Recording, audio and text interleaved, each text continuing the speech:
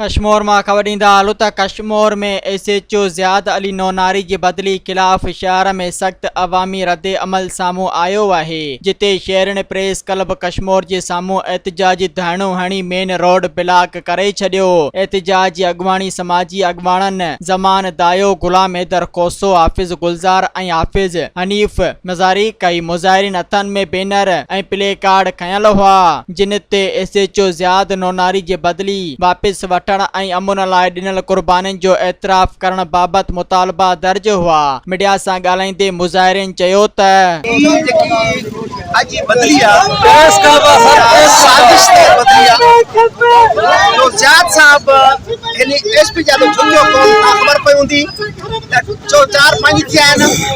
DIG इनाम विराया उहे हिकिड़े क्लर्कनि खे डिस्पैचर खे विराए, जंहिं ते ज़ियाद साहब पंहिंजे नौजवाननि लाइ आवाज़ उठायो त मुंहिंजे नौजवाननि खे अॼु पेट में गोरियूं आहिनि, अॼु बिस्तर दाख़िल आहे।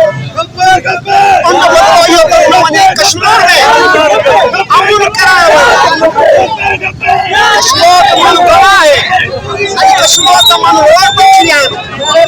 SP खे जेकॾहिं सोच समझ आहे त इहे ऑर्डर वापसि वठे, इस सूरत में असां इदारो वसी कंदासीं। ज़ियाद साहब जे अचण सां कश्मीर जी आवाम पुरसुकून निंड सां हुई ऐं अमुन अमान तमामु बहितरीन थी वियो, चोरियूं चकारियूं ख़तमु थी वियूं ऐं असां पुरज़ोर एहतजाज था कयूं ऐं SSP साहब, DIG लाड़काणो, IG सिंध ऐं होम मिनिस्टर ज़िया लंजार साहब जन खे गुज़ारिश कयूं था, वज़ीर आला सैयद मुराद अली शाह खे गुज़ारिश कयूं था त असां कश्मीर जे लाइ SHO ज़ियाद नौनारी ज़रूरी आहे ऐं असांजा जेके हितां जा नुमाइंदा आहिनि MP MNA साहब, उन्हनि खे बि गुज़ारिश कंदासीं त असांजे कश्मीर अवाम जी मजबूरी आहे, ज़ियाद नौनारी ज़रूरी आहे। ज़ियाद साहब जो जेको बदिली आहे उनखे जेको रोकियो वञे ऐं जेको आहे त असां आवाम खे अपील कयूं था, कश्मीर आवाम खे सभु जेके आहे घरों निकिरी अची अॼु रोड ते वेहनि।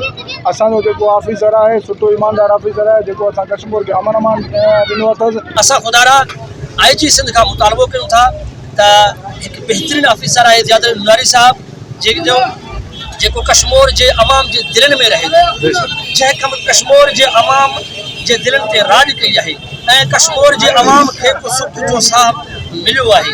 तो ख़ुदारा SHO ज़ियाद अली नौनारी जी ट्रांसफर खे रोकियो वञे ऐं कश्मीर में जे थाणे ते ज़ियाद अली नौनारी खे मुक़ररु कयो वञे।